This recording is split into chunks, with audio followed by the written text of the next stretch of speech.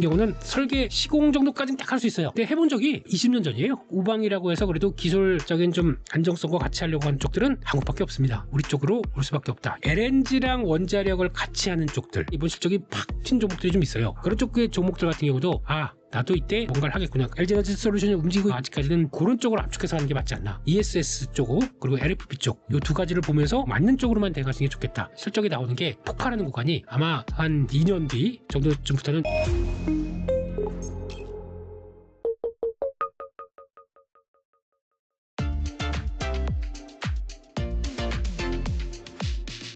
그리고 뭐 조선주 말씀하셨지만은 또 네. 조방원이라고 해서 네. 이 세 개의 섹터가 같이 몰려 다니잖아요. 그렇습니다. 방산주 같은 경우에도 이 러우 전쟁 종전 기대감 때문에 한 차례 조정을 받았는데, 네. 근데 그러다가 또 다시 또 시세가 살아나고 있어요. 방산주는 어떻게 보세요? 네, 방산주는 지금 너무 지금 네. 투자 아이디어는 이제 러우 전쟁 끝난다. 그러면서 재건주 사고 방산주 팔아라.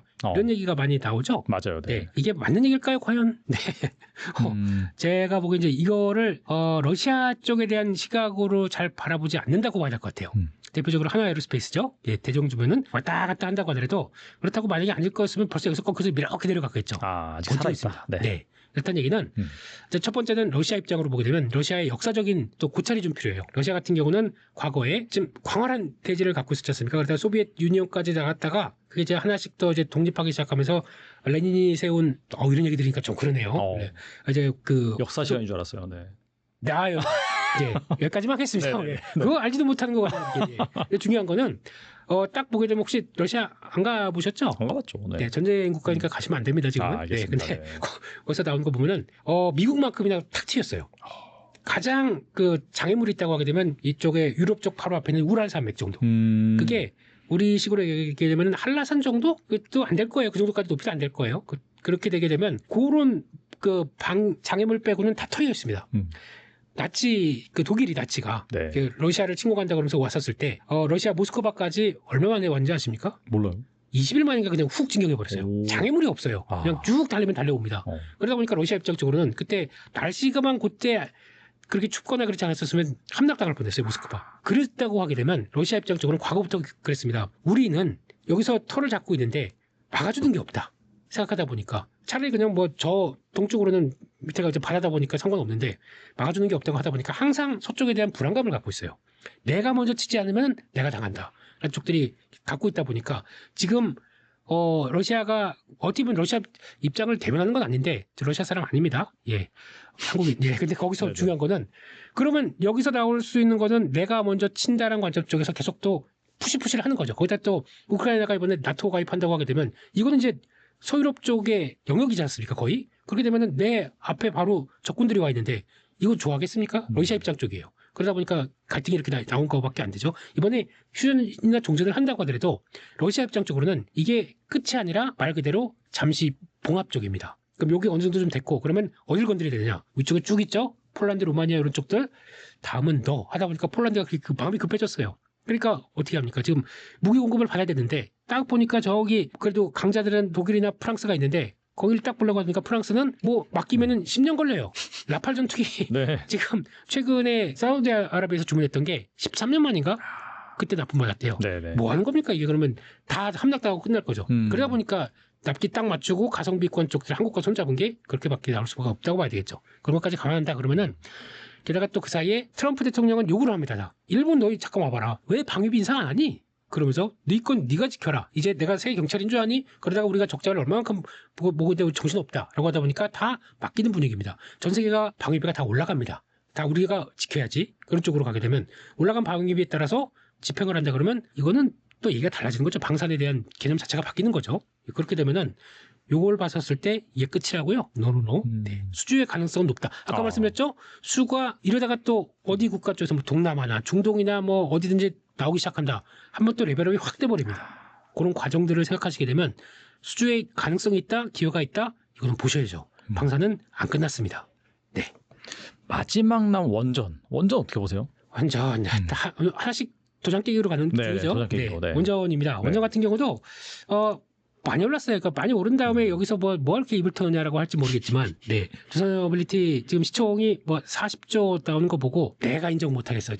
저 예전에 두산그룹 알지? 그러면서 저 밑에 두산 중공업이었지 않습니까? 밑에 뭐가 있었냐면은 부자가 다 망한 두산건설의 위브더 제니스였나? 하여튼간 그 일산에 그 망한 거 가지고 허덕허덕하다 보니까 두산그룹의 거의 아픈 손가락 그런 쪽들이 들어가다 보니까 에이 저런 거 함부로 사는 거 아니야? 라고 좀 오래 하셨던 애널 분들도 다 그렇게 보는 종목이었습니다. 그런데 여기까지 왔어요. 네.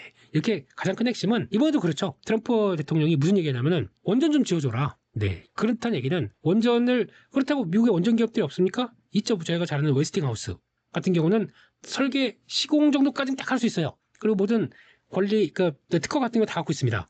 근데 해본 적이 20년 전이에요. 없어요. 그렇게 되면은 그래 그럼 내가 뭘 따왔습니다. 그러면 아싸 이제 뭐 해야지 하고 근데 잠깐만 뭘 맡길 데가 없어요. 가장 중요한 게 주기기부터 보조기기부터 이런 모델 밸류체인들이 아무도 없어요. 네네. 그러면 이걸 가지고 가장 가성비 높은 중국과 기타에 맡길까요? 일본은 예 후쿠시마 원전 때문에 지금 다 있는데 거기다 맡길까요? 그럼 또 유럽 쪽 거기다 맡길까요? 없습니다. 딱 우방이라고 해서 그래도 기술적인 좀 안정성과 같이 하려고 하는 쪽들은 한국밖에 없습니다. 그 한국이 당연히 낙점될 것이다라고 하다 보니까 거기서 기회가 되는 거죠. 이것도 마찬가지로 그러면 미국이 앞으로 300기를 원전을 짓는다고 해요. 계획이 나오다 보니까 거기 수주의 가능성이 높아진다? 당연히 봐야 되겠죠. 그런 쪽으로 보시는 게 맞을 것 같고 거기다 연결시켜 가게 되면 다음 대세는 지금 원래는 종주국이 원전은 미국이었는데 그게 이제 다들 나름대로 개조시켜서 왔다 프랑스 같은 경우 우리 프랑스에 맞게 바뀌었다. 뭐 또 중국, 러시아 다 가국들입니다. 그건 다 좀 적대적으로 보는 쪽이들이잖아요. 네, 그렇게 됐기 때문에 그쪽을 말고 새로운 쪽으로 가겠다. 그래서 SMR이 나온 거죠. 네. 그리고 지금은 정확하게 말씀드리면 MMR입니다. SMR보다 MMR이 더 중요합니다. MLM 아니고요. 초콜릿 아니고요. 네네네. 마이크로 모듈러 리액터. SMR보다 더 적습니다. 적고 비용 그리고 또 기간 단축된 쪽으로 그렇게 간 게 오클로라고 혹시 들어보셨죠? 예, 저희가 SMR 뉴스케일 파워만 많이 얘기를 하는데 그거 말고 오클로가 지난번에 그 행정명령 사인했을 때 뒤에 딱 CEO가 웃고 계셨습니다. 네, 이제 나의 시대가 오는구나 라고 하면서 아마 오클로를 조금 더 좋게 보고 있고요. 거기서 나오는 변화를 본다 그러면 아마 MMR을 통해서 한번 레벨업 되는 과정을 본다. 이쪽도 마찬가지입니다. 할 수 있는 쪽이 없어요. 네, 직접 뭐 다 설계 시공까지 다 한다고 하더라도 좀 할 수 있는 쪽들은 우리 쪽으로 올 수밖에 없다. 이게 아이디어라고 하게 되면 여전히 뭐 그렇다고 또 올라온 가격에서 막 들어가지 마시고요. 항상 보면은 두산에어빌리티도 좀 밑에서 저기까지 우르르 빠졌을 때 그때 이제 아무래도 웨스팅하우스 논란이 있어가지고 그렇죠. 계약 논란. 네. 그것도 그래요. 그러니까 논란이 있다고 하더라도 그렇다고 뭐 수주가 취소된 겁니까? 아니거든요. 수주는 이상이 없어요. 그중에서 약간 수익성 가지고 어떻게 된다는 쪽으로 보게 되면 그거는 그렇다고 하더라도 이런 밸류체인들이 그러면 우리가 수익성이 이만큼 줄 거니까 너희들도 같이 동참해. 이건 아니지 않습니까? 그래도 아직 그런 쪽도 아닌데 그걸 가지고 뭐 이렇게 난리를 치는지 아주 이럴 때 싸게 사는 기회였죠. 여기 손절하시는 분 되게 많더라고요. 많죠, 사실. 네. 네. 그러니까 주가만 보면 그렇습니다. 빠지게 되면 그냥 주가 보고 아이고 이거 잘못 이제 이렇게 올랐으니까 빠지는구나 싶은데 빠질 거였으면 이렇게 세게 안 돌아왔죠. 그렇기 때문에 그런 것도 봐가시면서 그러니까 지금도 마찬가지입니다. 흔들리게 되면 매수기회로 보세요 라고 한다고 하더라도 또 무슨 뉴스가 나가지고 흔들린다. 근데 만약에 수주 취소 쪽으로 가게 되면 그거는 오래 걸립니다. 그게 아니라 수준은 이상 없는데 거기서 뭐 또 어떤 얘기들 가지고 웨스팅하우스의 관계가 어쩌고저쩌고 막 이루어가지고 노이즈가 나온다. 이거는 잘 활용하셨으면 네, 거기까지만 하겠습니다. 예. 그리고 이 네. 2차 전지 같은 경우는 최근에 좀 시장이 부진하거나 좀 내려갈 때 오히려 좀 반등을 해서 눈길을 끌었는데 보니까 이 미국 ESS 수주 호재가 있고 리튬 가격도 오르고 있더라고요.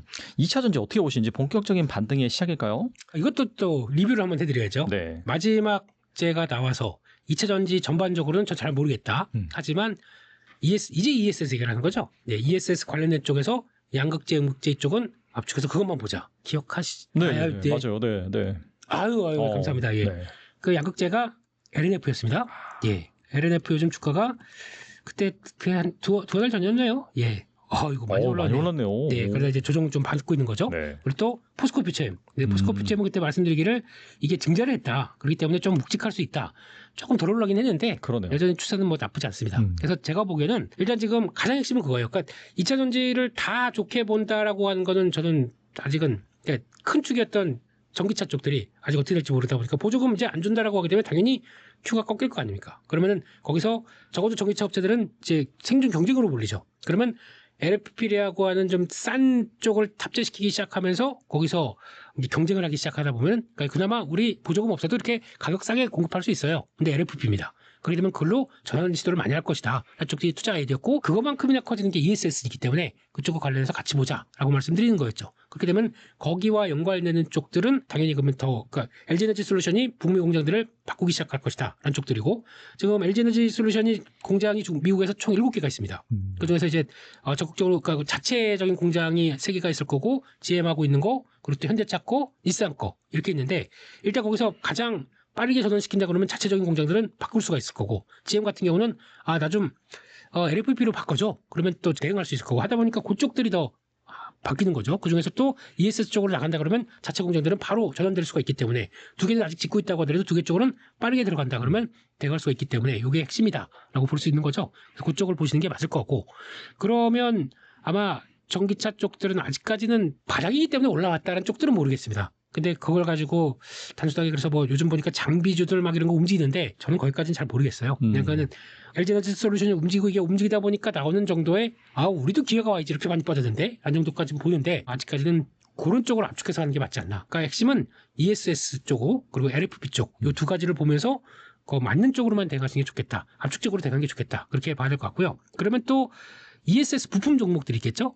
LG에너지 솔루션이 북미 가서 그쪽으로 전환되면서 이쪽을 강화시킨다. 그럼 거기 가는 종목들이 있을 겁니다. 시총이 좀 크지가 않아서 제가 보기에는 LG에너지 솔루션과 같이 북미 진출을 했어요. 공장까지 다 지었습니다. 근데 그동안 안 나오다 보니까 좀 정체되고 있었어요. 근데 그게 실적이 나오는 게 폭발하는 구간이 아마 한 2년 뒤 정도쯤부터는 그러니까 올해 말부터 내년까지는 폭발할 겁니다. 실적이. 실제 시총 작은 거라도 말씀드려도 돼요? 뭐 말씀해주세요. 네.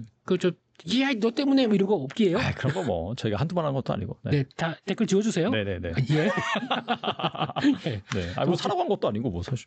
이런 종목들이 있다 소개 정도. 네, 소개 정도고. 네. 신성 ST 이런 종목들. 네, 지금 보시게 되면은 신성 ST를 본다고 하더라도 지금은 당장 뭐 비싼 것처럼 보이죠. 근데 지금 나중에 연간 실적으로 이게 사라졌네요. 지금 점점 올해 같은 경우도 2천억대가 들어오네 매출이. 네, 이렇게 돼서 이제 본격적으로 매출이 나온다 그러면 아마 이게 빠르게 2027년도를 조 단위로 보더라고요. 네, 근데 그게 가능할지는 LG에너지 솔루션에 달렸는데 그런 식으로 확장되기 시작한다 그러면 빨리 올라올 수 있다. 또 하나가 관련된 쪽들이 한중 NCS가 있죠. 한중 NCS는 삼성 SDI 쪽들 이런 걸로 같이 본다 그러면 ES 부품 쪽들도 슬슬 볼 때가 됐다라고 봐야 될 것 같습니다. 네.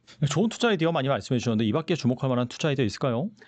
섹터 쪽으로 말씀하시는 거죠? 네. 네. 일단 또 보셔야 될 게 전력기기 쪽이죠. 네. 조방원 저는 또 섭섭하죠. 이거 빠지게 되면. 네.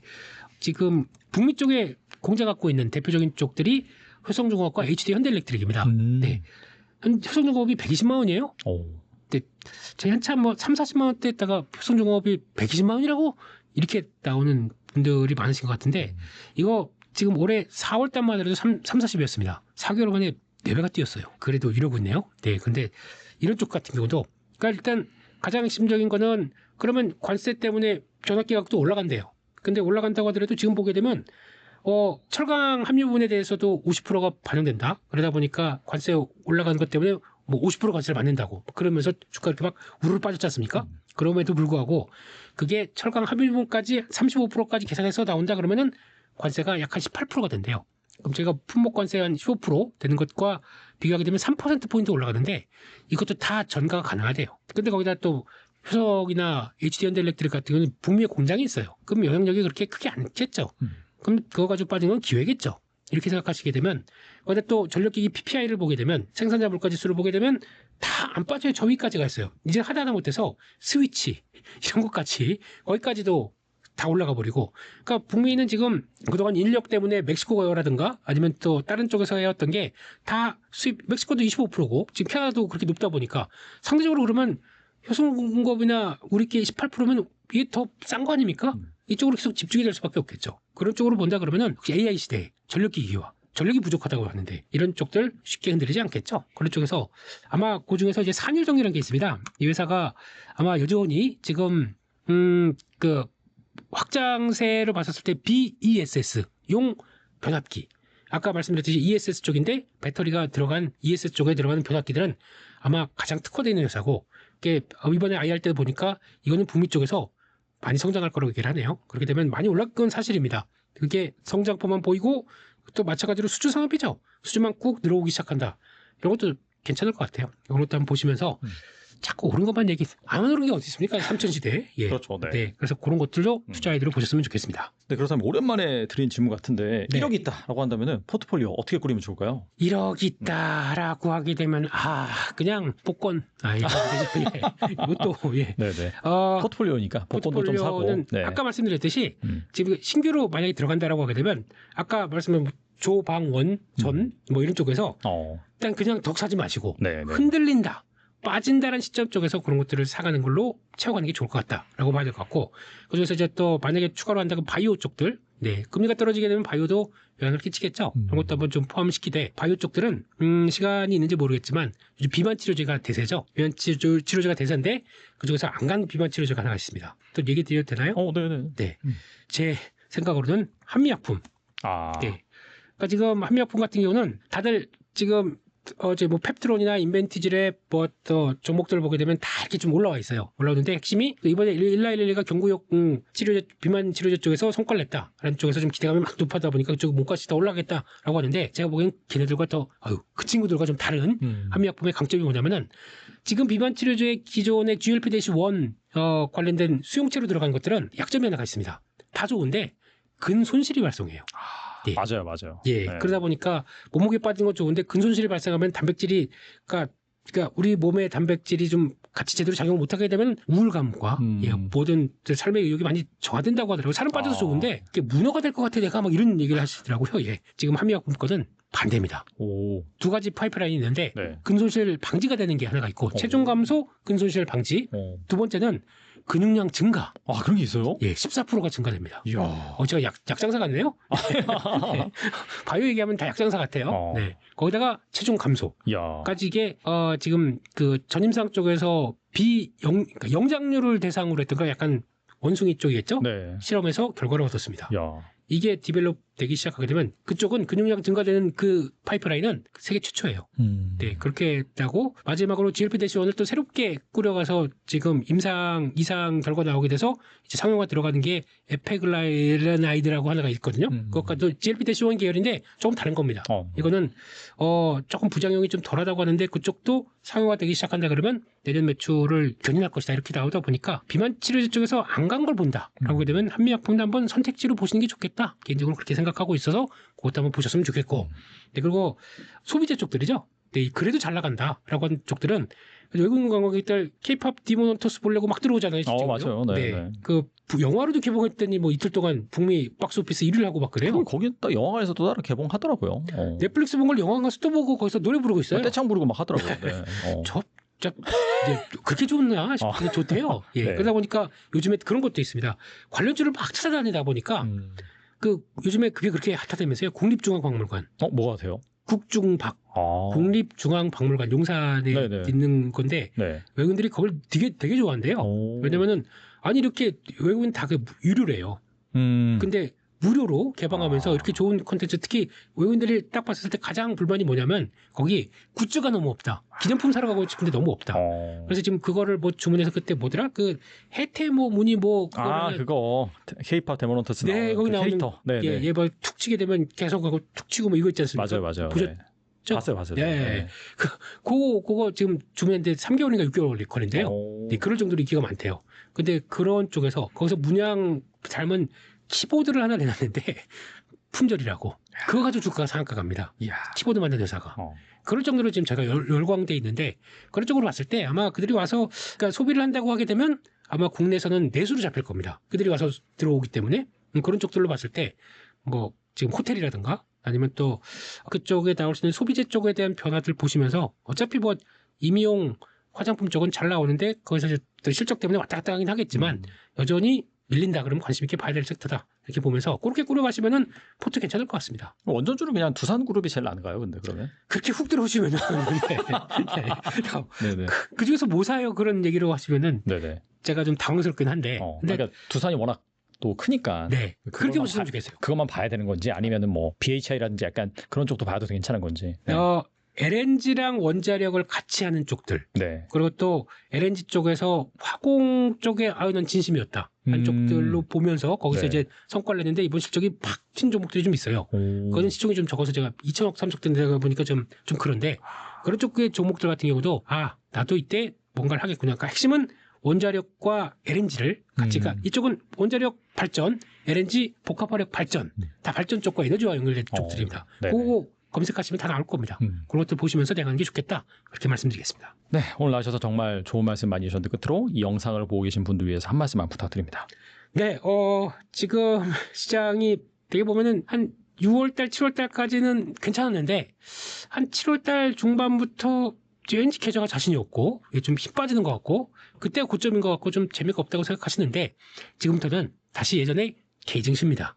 K증시 뭐냐면은 변동성이 살아 움직입니다. 또 재미없고 막 섹터만 가다가 뭐 좀 이상하다 그러면 삐끗하면 세론 나오고 근데 그 세론에 대한 일반적인 것들 말고는 중요한 섹터 지금까지 강한 섹터들의 세론은 아까 말씀드린 수주만 이상 없다. 그러면은 그거는 비중 확대 기회이기 때문에 그런 걸로 싸게 산다라고 하게 되면 그럴 때 사야 되는데 그런 때 손절하지 마시고 그런 때를 이용해 간다. 가격을 올라갈 때는 차트가 막 올라가게 되면 이뻐 보여요. 그리고 쫓아갔다가 조정 나오게 되면 손절이 되고 이거 언제까지 이래야 됩니까? 그러지 마시고 그럴 때는 그냥 관망. 아무리 좋다고 그래서 주변에 사서 나 10% 벌었네 20% 벌었네 무시.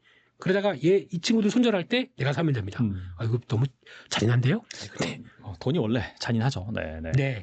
냉혈하고. 네. 그런 쪽에서 일단 시세를 잘 이용하자. 네. 그러면 나도 현명한 투자자 파이팅 이상입니다.